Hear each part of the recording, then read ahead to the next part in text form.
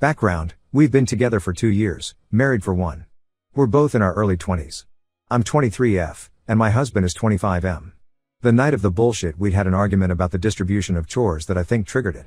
I thought it wasn't fair that I was doing the majority of the housework, on top of being a full-time student at university and having a job. He seemed to think the chore distribution was fair and that I was overreacting. We came to a solution after all the bullshit I'm about to tell you about occurred, but essentially I was feeling overwhelmed and unheard, and he was feeling stressed and confused as to why I thought this was a problem. Later that night we're discussing the situation again, and I express how it feels like he's not listening to me and how distant he's been lately. Then he says there's a reason for the distance, and I ask him to tell me why. He says that he thinks we moved too fast, he doesn't know who he is, and he wants a divorce. He says he cares about me, but doesn't love me. And that he's been feeling this way for a while. Now, I've promised myself since years ago that I would never try to make someone stay with me if they don't want to. So, as much as this hurt, I said okay. I cried, he cried. I did ask if he wanted to try couples therapy before divorcing, but he said no.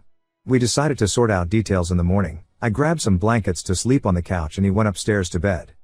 In the midst of my sitting on the couch crying and looking up apartments, what felt like hours later, I hear him get up and come to the living room. He sits down next to me and just says I fucked up so bad.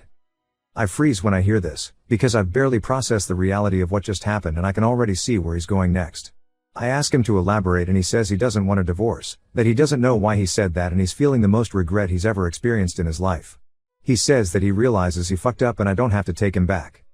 At this point I've experienced so much emotional whiplash that I've completely numbed out. I'd already cried all the tears I could. Now was just sitting there next to my sobbing husband and saying I'd take him back even though I'd barely processed the fact that he'd wanted to divorce me. I told him I wanted couples counseling and for him to get individual therapy, and he agreed. I've asked him about individual therapy in the past, but he never wanted to until now. It's days later now. I've gone through all the stages of being mad at him, depressed that my marriage almost ended, insecure about myself, accepting the reality, feeling love for him, feeling numb. Cycling through all these emotions over and over again at random. We're searching for a couples counselor, but a lot of them have wait list right now. So in the meantime I just want to know, if anyone has been in a similar situation, does it get better? Does the trust ever come back? I feel like I can't trust him at all now. When he touches me I freak out sometimes because that's not the comforting feeling I'm used to when he touches me, it's the feeling like he's suffocating me. I want to be here for him and help him through whatever mental shit he's going through. But this has been affecting my work and my school. I left my dream school for him. I can't just keep prioritizing him above everything else when he clearly doesn't do the same for me.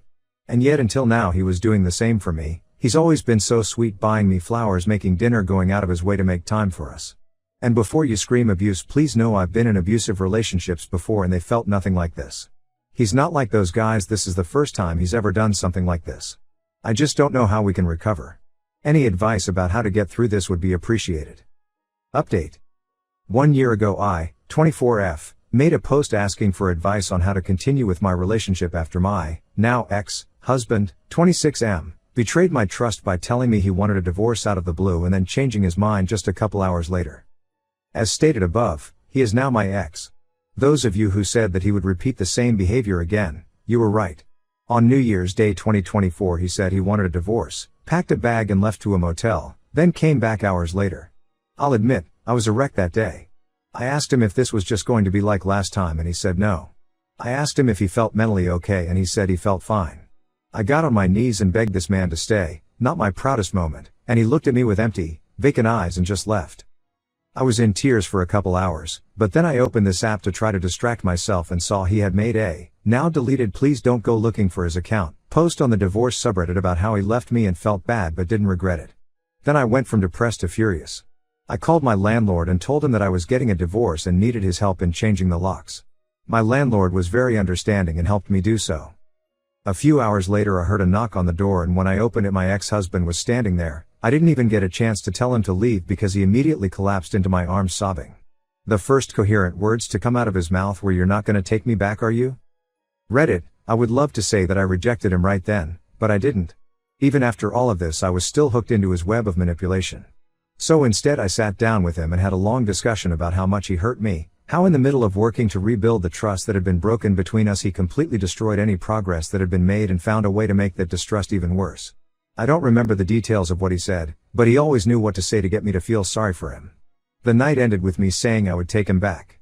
He was smiling, saying he'd never felt so hopeful. He wrote me a love poem that night for the first time in years. Meanwhile, I had never felt so broken, and I told him that after he said he felt so hopeful. He shrugged it off and said I'd feel better in the morning. I did not, in fact, feel better in the morning. During the next few days while I was trying to pick myself back up, study for finals, and continue going to work as if nothing was wrong, he went back and forth every day on whether or not he loved me, whether or not he wanted to be married to me. He said he thought he loved the idea of being a husband more than he loved me.